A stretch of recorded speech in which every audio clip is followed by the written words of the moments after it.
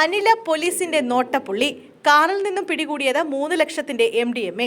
കൂടാതെ സ്വകാര്യ ഭാഗത്തും MDMA ഒളിപ്പിച്ചു കടത്തി. കൊല്ലത്ത് മയക്കുമരുന്നുമായി പിടിയിലായ അനില രവീന്ദ്രൻ പോലീസിന്റെ നോട്ടപ്പുള്ളി. പെരിനാട് ഇടവട്ടം സ്വദേശിനിയായ അനില രവീന്ദ്രനെ നേരത്തെയും MDMA കടത്തിയ കേസിൽ പിടികൂടിയിട്ടുണ്ടെന്ന് പോലീസ് പറഞ്ഞു. കഴിഞ്ഞ ദിവസമാണ് 34-കാരിയായ യുവതിയെ നീണ്ടകര പാലത്തിന് സമീപത്തു നിന്നും പോലീസ് 50 ഗ്രാം MDMAയുമായി പിടികൂടിയത്. കർണാടക രജിസ്ട്രേഷൻ കാറിൽ കൊല്ലത്തേക്ക് വരുന്നതിനിടെയാണ് അനിലയെ ശക്തികുളങ്ങര പോലീസും സിറ്റി ഡാൻസ് ഓഫ് ടീമും ചേർന്ന് സാഹസികമായി പിടികൂടിയത്. ബംഗളൂരുവിൽ നിന്ന് കാറിൽ കൊല്ലത്തേക്ക് വരുമ്പോഴാണ് അനില പോലീസിന്റെ വലയിലാകുന്നത്.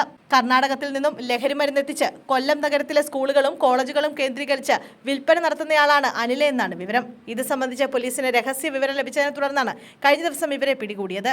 രഹസ്യ വിവരത്തെ തുടർന്ന് കൊല്ലം SP ഷെരീഫിന്റെ നേതൃത്വത്തിൽ 3 സംഘങ്ങളായി പോലീസ് നടത്തിയ പരിശോധനയിലാണ് അനില കുടുങ്ങുന്നത്. ഇന്നലെ വൈകിട്ട് 5:30 നീണ്ടകര പാലത്തിന് സമീപത്ത് വെച്ച് യുവതിയുടെ കാർ പോലീസിന്റെ ശ്രദ്ധയിൽപ്പെട്ടു. കാറിന് പോലീസ് സംഘം കൈകാണിച്ചെങ്കിലും ഇവർ വാഹനം നിർത്തിയില്ല.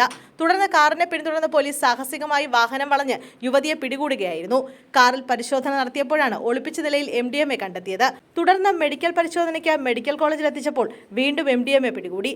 യുവതിയുടെ സ്വകാര്യ ഭാഗത്ത് ഒളിപ്പിച്ച നിലയിലായിരുന്നു 40.45 ഗ്രാം MDMA കണ്ടെത്തിയത്. ഇതോടെ മൊത്തം 90.45 ഗ്രാം MDMAയാണ് അനിലയിൽ നിന്ന് മാത്രം പിടികൂടിയത്. ഈ മാസം കൊല്ലം സിറ്റി പോലീസ് നടത്തിയ 4ാമത്തെ MDMA വേട്ടയാണിത്. സംഭവത്തിൽ വിശദമായ അന്വേഷണം നടക്കുകയാണെന്നും യുവതിക്ക് മയക്കുമരുന്ന് നൽകിയവരെക്കുറിച്ചും കൊല്ലത്ത് ഇവരിൽ നിന്ന് മയക്കുമരുന്ന് വാങ്ങിയവരെക്കുറിച്ചും അടക്കം അന്വേഷണം നടക്കുകയാണെന്നും പോലീസ് പറഞ്ഞു.